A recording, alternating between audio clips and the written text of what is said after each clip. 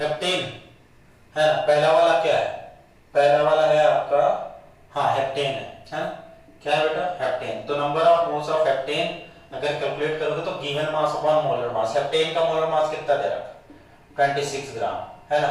इसका molar mass calculate करोगे, heptane का केमिकल फार्मूला क्या होता है बोलो, हेप्टेन का केमिकल फार्मूला क्या होता है, C7H14, यही तो होता है, क्या होता है बेटा, C7H14 है ना।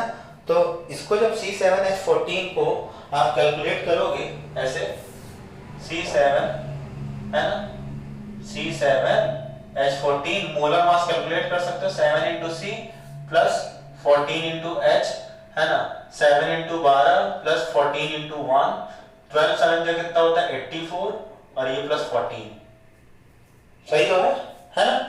तो ये कितना आ जाएगा टोटल साल, नहीं एक मिनट, C7, हाँ C7 ये H16 होता है बेटा, ठीक है गलती से लिखा गया, ये रहा आपका 16, ये रहा 16 और टोटल जब प्लस करोगे तो कितना आएगा 100, तो यहाँ पास रख दो, कितना आपका 100 ग्राम, ठीक, ग्राम से ग्राम कैंसिल, अब इसको डिवाइड करना है, number of moles of octane निकाल लो, इसको लिखते चलना है तुम्हें, अभी मैं रब करूंगा, number of moles of octane, ये भी आपका given mass upon molar mass हो जाएगा। तो यहाँ पास गिवन मास कितना है, गिवन मास इसका आपका 35 है और मोलर मास निकालोगे तो इसका 114 आएगा, कितना आएगा 114, तो गिवन मास कितना है इसका 35 और मोलर मास निकालोगे तो 114 आएगा। अब दोनों को अलग अलग आप सॉल्व कर लेते हैं, जब दोनों को अलग अलग सॉल्व करोगे तो इसका आएगा 0.31, इसका आएगा 0.26, इसका कितना आएगा 0.31 और इसका आएगा 0.26, ठीक है, इसका कितना आएगा 0.31 और इसका कितना आएगा 0.26। अब तुम्हें क्या निकालना है, अब हमें मोल फ्रैक्शन की वैल्यू निकाल लेनी है ऑक्टेन और हेप्टेन दोनों की। तो मोल फ्रैक्शन किसी एक का निकाल लो, दूसरे को 1 से माइनस कर देना। तो मोल फ्रैक्शन ऑफ अगर हेप्टेन निकालना है, किसका मोल फ्रैक्शन ऑफ अगर हेप्टेन निकालना है तो आपका क्या चाहिए, नंबर ऑफ मोल्स अपॉन क्या चीज बेटा, number of moles upon total moles, यही तो पढ़ते हो ना। तो नंबर ऑफ मोल्स अपॉन अगर टोटल मोल्स करोगे तो ये हो जाएगा number of moles of heptane upon number of moles of heptane plus number of moles of क्या चीज बेटा octane. Number of moles of heptane तुमने कितना निकाला 0.26, ये निकाला है आपका 0.26 और ये निकाला 0.31। जब इसको सॉल्व करोगे है ना, जब इसको सॉल्व करोगे तो ये आएगा आपका 0.456, कितना आएगा बेटा 0.456, ये आ गया था चीज। मोल फ्रैक्शन किसका, हेप्टेन का। अब मोल फ्रैक्शन अगर ऑक्टेन का निकालना है तो 1 में से आप 0.456 माइनस कर दो, 0.456 माइनस करोगे तो कितना आना चाहिए तुम बताओ, 0. कितना आना चाहिए 55 के करीब आना चाहिए, देखो ध्यान से है ना, कितना आएगा बेटा 0.54 आएगा, कितना आएगा 0.54 आएगा। इस तरह से हमने मोल फ्रैक्शन की वैल्यू कैलकुलेट कर ली है ना। अब आओ हम लोग फॉर्मूले में डायरेक्टली पुट करते हैं वैल्यूज, और फॉर्मूले में पुट करके हम लोग क्या करते हैं आंसर निकालते हैं, ठीक है ना। तो फॉर्मूले में जब आप पुट करोगे इसको तो यहाँ पर अब पी टोटल तुम्हें निकालना है, ठीक है, क्या निकालना है बेटा पी टोटल। तो देखो यहाँ पास पी टोटल बराबर क्या हो जाएगा, पी टोटल बराबर आपका P A plus P B हो जाएगा। तो this is what P A naught X A plus P B naught X B. देखो पी ए नॉट की वैल्यू कितना था दिया हुआ था 105.2 मल्टीप्लाइड बाई एक्स ए की वैल्यू कितने निकाला है, एक्स ए मतलब हेप्टेन कितना निकाला बेटा 0.456 प्लस है ना, यहाँ पास पीबी नॉट की वैल्यू कितनी दी थी 46.8, ठीक, किलो पास्कल में दी है, ठीक है कोई दिक्कत नहीं, किलो पास्कल में यहाँ से निकालेंगे है ना। और यहाँ पास देखो एक्स बी कितना निकाला बेटा 0.54। अब बेटा इसको सॉल्व तो कर सकते हो, इसको सॉल्व कर लोगे तो तुम्हारा क्या आ जाएगा आंसर आ जाएगा है ना। तो आइए हम लोग देखते हैं नेक्स्ट टॉपिक की ओर। तो बेटा ये थे आपके न्यूमेरिकल्स। नेक्स्ट पार्ट में हमें क्या शुरू करना है, कॉलिगेटिव प्रॉपर्टीज के बारे में शुरू करना है, ठीक है ना। अच्छे से न्यूमेरिकल्स देखते रहिए, कोई भी डाउट होता है तो मुझे मेरे पर्सनल नंबर पे आप ये नंबर रहा, इस पर आप मैसेज या कॉल करके आप डाउट्स को क्लियर कर सकते हो, ठीक है ना। शेयर करते रहो, लाइक करते रहो, ठीक है ना, सब्सक्राइब करते रहो चैनल को। ओके, थैंक यू, जय हिंद, वंदे मातरम। So hello बच्चों, now today I am starting with the next topic of the solution, that is the colligative properties. Yes, this is the last topic of this chapter. colligative property, first we have to know about colligative properties. So what is colligative properties? देखिए बेटा, colligative properties वो properties होती हैं जो number of particle of solute और solvent पर depend करती है, ठीक है, नंबर ऑफ पार्टिकल पर, किस पर, नंबर ऑफ पार्टिकल पर, है ना। तो the properties of solution that depends on ratio of number of particle of solute to the number of molecule of क्या चीज, सॉल्वेंट, ठीक है ना, not on the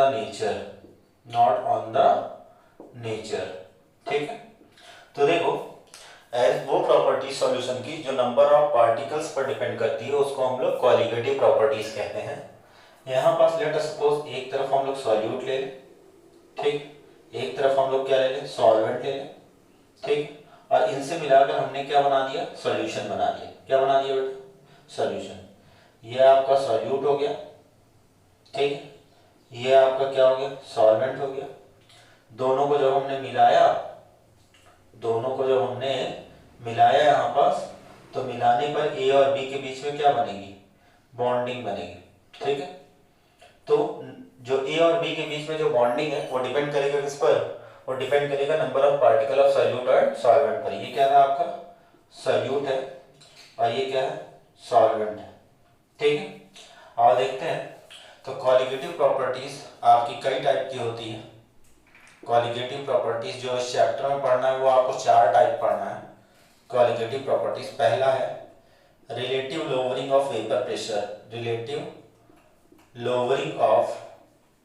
vapour pressure, दूसरा है एलिवेशन इन बॉइलिंग पॉइंट, तीसरा है डिप्रेशन इन फ्रीजिंग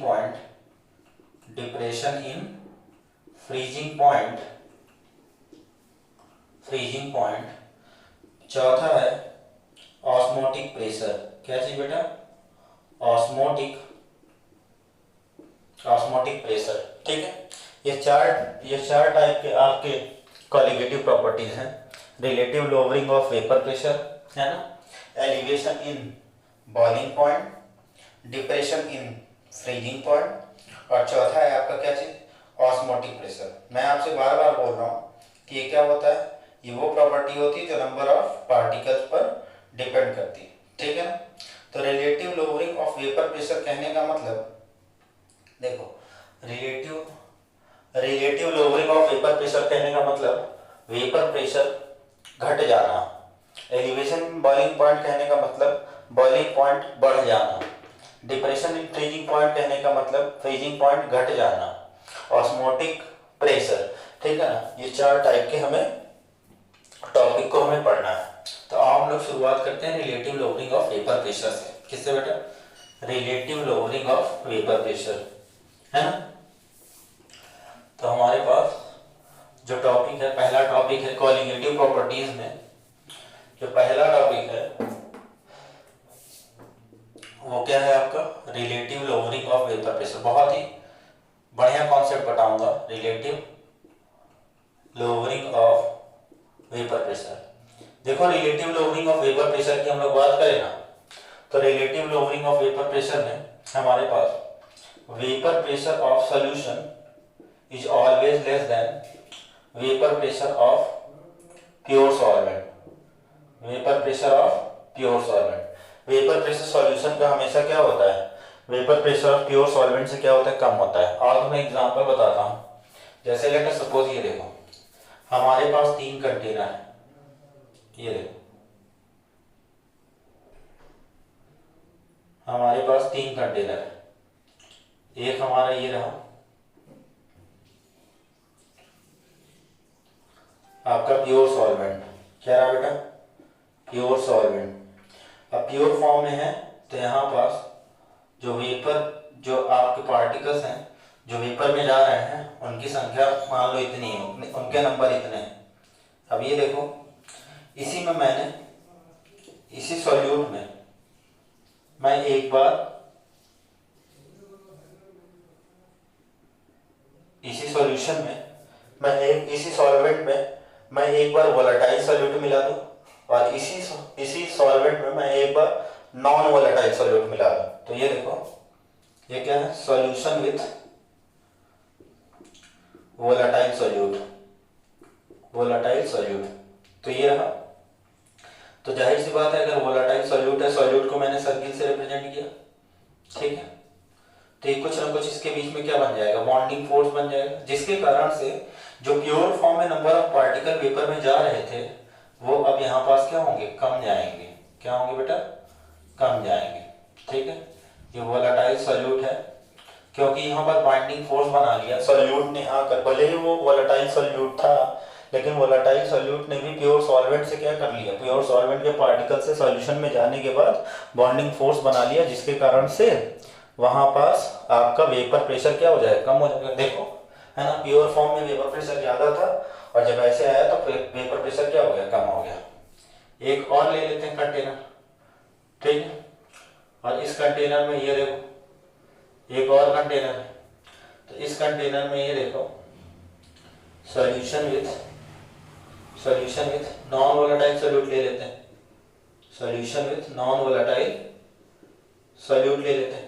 तो नॉन वोलेटाइल सॉल्यूट की बात करोगे तो नॉन वोलेटाइल सॉल्यूट भी क्या होगा, आपका पार्टिकल्स के साथ क्या करेगा, बॉन्डिंग फोर्स बनाना शुरू कर देगा, जिसके कारण से अच्छा यहाँ पास वोलेटाइल सॉल्यूट था तो यहाँ पास सॉल्यूट के पार्टिकल भी वेपर प्रेशर में जाएंगे। ठीक है, तो वेपर प्रेशर, ठीक है, और यहाँ पास ये देखो, यहाँ पास केवल क्या होगा, सॉल्यूट का पार्टिकल सॉल्वेंट से बॉन्डिंग फोर्स बना लेगा, जिसके कारण से सॉल्वेंट के पार्टिकल्स को ये इवेपोरेट नहीं होने देगा, जिसके कारण से बहुत ही कम नंबर ऑफ पार्टिकल सॉल्यूशन में वेपर प्रेशर में जाएंगे। ठीक है, तो मैंने क्या कहा, vapour pressure of solution is always less then what, is always less than vapour pressure of solvent, है ना। देखो ये प्योर फॉर्म में था, है ना, और देखो जब इसको सॉल्यूशन फॉर्म में ले गए तो वेपर प्रेशर क्या हो गया, कम हो गया। क्यों, क्योंकि बॉन्डिंग फोर्स के कारण सॉल्यूट और सॉल्वेंट के, बॉन्डिंग फोर्स के कारण सॉल्यूट एंड सॉल्वेंट के जो आपके नंबर ऑफ पार्टिकल्स जो वेपर में कन्वर्ट हो रहे थे उनकी संख्या क्या हो जाएगी, कम हो जाएगी। तो वेपर प्रेशर जो वॉल्स ऑफ कंटेनर ऑक्युपाई कर रहा था उनका नंबर भी क्या हो जाएगा, कम हो जाएगा। ठीक, तो ये रहा आपका क्या चीज, relative lowering of vapour pressure. और इसी टर्म को हम लोग मैथमेटिकली समझ लेते हैं। क्या चीज बेटा, मैथमेटिकली समझ लेते हैं। ठीक है, तो देखो हम लोगों ने पढ़ा है कि P equals to what, P naught into x, यही तो। लेट अस सपोज यहाँ पास प्योर फॉर्म में इसका वेपर प्रेशर हमने P1 नॉट मान लिया और यहाँ पास मोल फ्रैक्शन की वैल्यू थी x1। ठीक है, ठीक है, और जब ये जब सॉल्यूशन फॉर्म में आया तब यहाँ पास प्रेशर को हम लोगों ने क्या कहा, P कहा।